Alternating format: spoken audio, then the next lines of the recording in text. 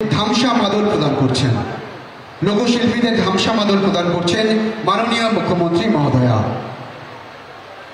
স্বনির্ভর গোষ্ঠীর হাতে আনন্দধারা প্রকল্পের 10 লক্ষ টাকার চেক তুলে দিচ্ছেন মাননীয় মুখ্যমন্ত্রী। কালকে পেয়েছেন শালবনী, আজ পেলেন গোয়ালতোড়।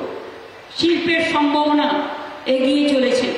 গোয়ালতোড়ে যে 112.5 মেগাওয়াট সোলার প্ল্যান্ট তৈরি হচ্ছে, এর জন্য 757 কোটি টাকা আরও খরচ হয়েছে এবং আরও 100 মেগাওয়াট জমিতে যাতে আরও সোলার প্ল্যান্ট হয় তার জন্য 400 একর জমির ব্যবস্থা করে দেওয়া হয়েছে।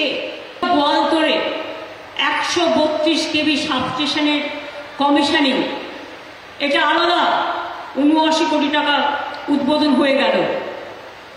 সিকে রোড 132 কেভি সাবস্টেশন থেকে গোলাতোড়ে 132 কেভি সাবস্টেশন পর্যন্ত ডাবল সার্কিট লাইন 49 কোটি টাকা উদ্বোধন হয়ে গেল। সোমবার পেলেন শালবনী, মঙ্গলবার পেলেন গোয়ালতোড়।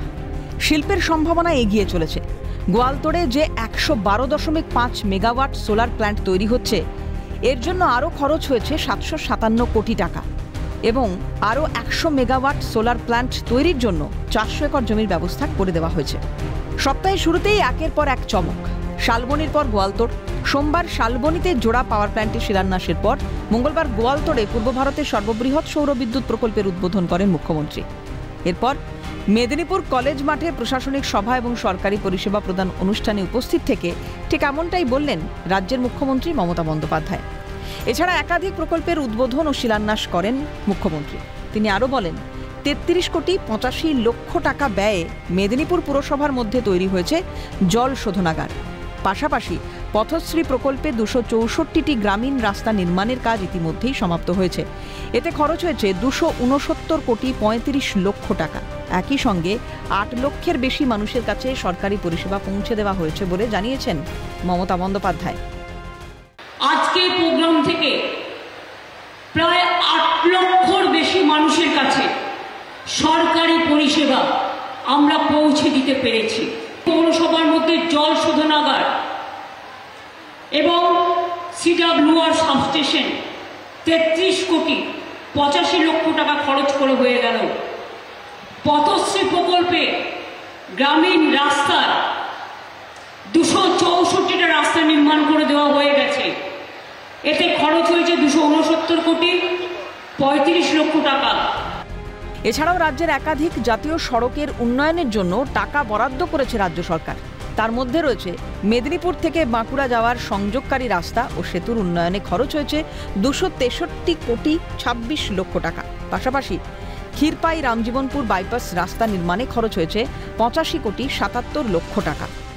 জাতীয় সড়ক 60-এর ওপর মেদিনীপুর থেকে বাঁকুড়া যাওয়ার পথে প্রায় 154.61 কিলোমিটার 2 লেন বিশিষ্ট সেতু ও সংযোগকারী রাস্তার উন্নয়ন হয়ে গেল।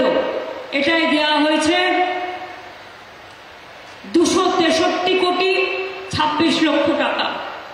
ক্ষীরপাই রামজীবনপুর রাস্তা, রামজীবনপুর বাইপাস রাস্তা 85 কোটি 77 লক্ষ টাকা। চন্দ্রকোনা গোয়ালতোড় সারেঙ্গা সিমলাঘাট রাস্তা 20 কোটি 25 লক্ষ টাকা। মেদিনীপুর মেডিকেল কলেজের 3টি গেট এবং মাতৃমা ভবনের 4র্থ থেকে 6ষ্ঠ তল নির্মাণে ব্যয় হয়েছে 15 কোটি 71 লক্ষ টাকা। পাশাপাশি 8 কোটি 14 লক্ষ টাকা ব্যয়ে নির্মিত হয়েছে কেশপুর সিধো কানহো মেমোরিয়াল আবাসিক বিদ্যালয় ও ছাত্রাবাস। আরও একাধিক প্রকল্পের উদ্বোধনের পাশাপাশি 212টি প্রকল্পের শিলান্যাস করা হয়েছে বলে জানিয়েছেন মুখ্যমন্ত্রী। মেদিনীপুর মেডিকেল কলেজের 3টি গেট ও মাতৃমা ভবনের 4র্থ থেকে 6ষ্ঠ তল নির্মাণ 15 কোটি 71 লক্ষ টাকা। কেশপুর ব্লকে খাসবার মৌজায় কেশপুর সিধু কানহো মেমোরিয়াল আবাসিক বিদ্যালয় ও ছাত্রাবাস নির্মাণ করে দেওয়া হলো 8 কোটি 14 লক্ষ টাকা। দাসপুর ব্লকে চাইপটে গোল ঢাব নির্মাণ হয়ে গেল 7 কোটি 79 লক্ষ টাকা। বীরসিংহ গ্রামে বর্ণ পরিচয় ও বীরসিংহ নামে 2টি গেট 1 কোটি 76 লক্ষ টাকা। এটা অলরেডি উদ্বোধন হয়ে গেল। আপনারা দেখেছেন 212টা প্রকল্পের শিলান্যাস করা হয়েছে। তাছাড়াও আগামী দিনে পুরুলিয়ায় 1000 মেগাওয়াট সম্পন্ন সোলার প্ল্যান্ট, বাঁকুড়ার মুকুটমণিপুরে 200 মেগাওয়াট সোলার প্ল্যান্ট এবং বক্রেশ্বরে 200 মেগাওয়াট ভাসমান সোলার প্ল্যান্ট তৈরির কথা ঘোষণা করেন মুখ্যমন্ত্রী মমতা বন্দ্যোপাধ্যায়। আগামী দিনে আরও অনেকগুলো পরিকল্পনা আমরা নিয়েছি, যেমন কংসাবতী বাঁকুড়ার মুকুটমণিপুর বাঁধে 200 মেগাওয়াট সোলার প্ল্যান্ট, বক্রেশ্বরে 200 মেগাওয়াট ফ্লোটিং সোলার প্ল্যান্ট, পুরুলিয়ার 1000 মেগাওয়াট সম্পন্ন সোলার প্ল্যান্ট। আগামী দিনেও অনেক বড় বড় কাজ হবে। মুখ্যমন্ত্রীর এই একের পর এক জনমুখী প্রকল্পের উদ্বোধন ও শিলান্যাস 2026-এর ভোট বৈতরণী পার করতে কতটা কার্যকরী হয় তা বলবে সময়। ক্যামেরায় অপূর্ব দেবনাথের সঙ্গে বিপ্লব চক্রবর্তী, অভিষেক চক্রবর্তীর রিপোর্ট, ক্যালকাটা নিউজ।